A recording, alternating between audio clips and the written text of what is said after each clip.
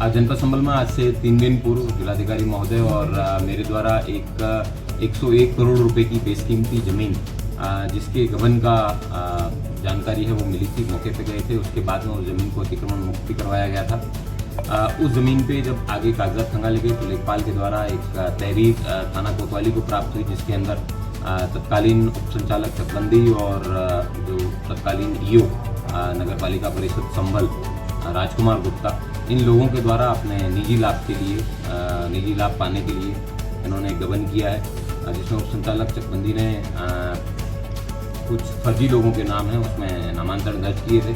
उसके बाद में कुछ लोगों के द्वारा माननीय उच्च न्यायालय के अंदर रिट योजित की थी उस आदेश के खिलाफ, लेकिन राजकुमार गुप्ता के द्वारा उस रिट को अपने निजी लाभ प्राप्त करने के लिए वापस विड्रॉ कर लिया था। कुल 101 करोड़ रुपए की ये ज़मीन है। इसके बाद में इन लोगों के द्वारा उस ज़मीन को आगे बेचा गया और ज़मीन को खुद करने का प्रयास किया गया। इससे पहले और भी अन्य मामले इनके सामने राजकुमार गुप्ता के खिलाफ एक 44 लाख रुपए के गबन का मामला है, वो 2022 के अंदर लिखा गया था, जो पूर्व में इसके 6 साल तक ये यहाँ पे नगर आयुक्त कह सकते हैं एक तरीके से यहाँ पे रहा था, ईओ रहा था, अधिशासी अधिकारी रहा था। और उस समय के उसने कई अन्य मामले भी इसके प्रकाश में आए हैं।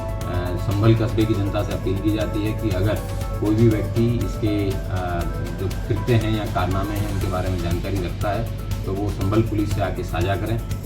इसके पूरी विवेचना के विवेचक हमारे सीओ कुलदीप कुमार हैं, वो वर्तमान में इसमें बहुत ही सघनता के साथ में इसकी विवेचना कर रहे हैं। मैं उम्मीद करता हूं कि जो भी संभल वासी हैं वो उनसे अपनी सूचनाएं ज़रूर साझा करें, ताकि समय रहते इस तरीके के जो लोग सिस्टम के अंदर सिस्टम को ही दिमाग की तरह खाने का प्रयास कर रहे हैं, उनकी सफाई है वो की जा सकती है। सर कल एक कहाँ पर किस पद पर तैनात हैं? ये वर्तमान में सहायक नगर आयुक्त शाहजहाँपुर में तैनात है।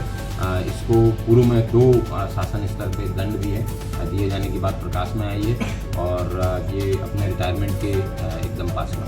अब तक कुल कितने लोगों से पूछताछ हो चुकी है? क्या कल कोई पूर्व चेयरमैन से ही पूछताछ हुई थी संभल की? इसमें जिस समय ये ईओ रहे हैं उसी समय के जो संभल के तत्कालीन चेयरमैन रहे हैं उनसे भी पूछताछ की है, और भी अन्य लोग हैं उन सभी से पूछताछ की जाएगी। जिस व्यक्ति के खिलाफ जब तक साक्ष्य मिलेंगे तब तक उस व्यक्ति को गिरफ्तार करके उसके खिलाफ कार्रवाई सुनिश्चित की जाएगी।